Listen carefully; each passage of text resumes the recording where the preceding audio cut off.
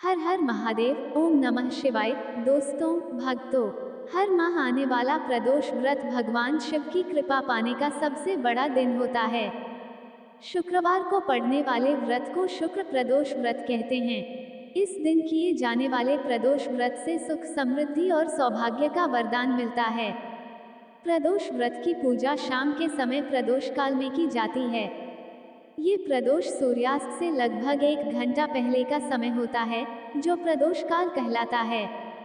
धार्मिक ग्रंथों के अनुसार प्रदोष व्रत करने से भगवान शिव शंकर की पूर्ण कृपा प्राप्त की जा सकती है। इससे जीवन में किसी प्रकार का अभाव नहीं रह जाता है। इतना ही नहीं, समस्त आर्थिक संकटों का समाधान करने के लिए प्रदोष व्रत अवश्य करना चाहिए। इस व्रत के प्रभाव से हर तरह के रोग दूर होकर बीमारियों पर होने वाले खर्च में कमी आती है। भगवान शिव को ज्ञान और मोक्ष का दाता माना जाता है, अतः अध्यात्म की राह पर चलने वालों को प्रदोष व्रत अवश्य करना चाहिए। नमस्कार दोस्तों, बातें ज्ञान की YouTube चैनल में आपका स्वागत है। इस चैनल के द्वारा भक्ति, ईश्वर कथा, पौराणिक कथाएं, प्रेरक कहानियां और ज्ञानवर्धक कहानियों का विशेष संकलन आपको मिलेगा और आप ऐसे ही ज्ञानवर्धक वीडियो देख पाएंगे। कृपया चैनल को सब्सक्राइब करें, वीडियो को शेयर करें और अपना बहुमूल्य साथ बनाए रखें। धन्यवाद दोस्तों। शुक्र प्रदोष व्रत की कथा। भगवान शिव के साथ मां लक्ष्मी भी होंगी प्रसन्न। प्रदोष व्रत में भगवान शिव और माता पार्वती की पूजा की जाती है। जब प्रदोष व्रत शुक्रवार को पड़ता है तो ये शुक्र प्रदोष व्रत कहलाता है। शुक्र प्रदोष व्रत इस बार बेहद शुभ योग में है। इस दिन धनतेरस का शुभ संयोग होने के साथ ही ग्रह नक्षत्रों का भी विशेष संयोग है। इन शुभ संयोगों के बीच शुक्र प्रदोष का व्रत रखने से आपकी सभी मनोकामनाएं पूर्ण होंगी और भगवान शिव के साथ मां लक्ष्मी का भी आशीर्वाद मिलेगा। आइए आपको बताते हैं शुक्र प्रदोष की कथा, जिसको पढ़ने से आपका व्रत पूर्ण होगा और आपकी सारी इच्छाएं पूर्ण होंगी। शुक्र प्रदोष व्रत इस बार धनतेरस के दिन पड़ रहा है। इस दिन शुभ योग और ग्रह नक्षत्रों का भी विशेष संयोग है। इन शुभ संयोगों के बीच शुक्र प्रदोष का व्रत रखने से आपकी सभी मनोकामनाएं पूर्ण होंगी। शुक्रवार त्रयोदशी प्रदोष व्रत पूजा विधि सोम प्रदोष के समान ही है। इसमें श्वेत रंग तथा खीर जैसे पदार्थ का ही सेवन करने का महत्व होता है। सूत जी बोले, प्राचीन काल की बात है, एक नगर में 3 मित्र रहते थे।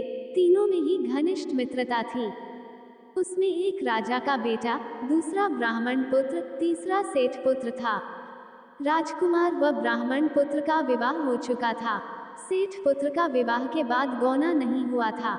एक दिन तीनों मित्र आपस में स्त्रियों की चर्चा कर रहे थे। ब्राह्मण पुत्र ने नारियों की प्रशंसा करते हुए कहा, नारीहीन घर भूतों का डेरा होता है।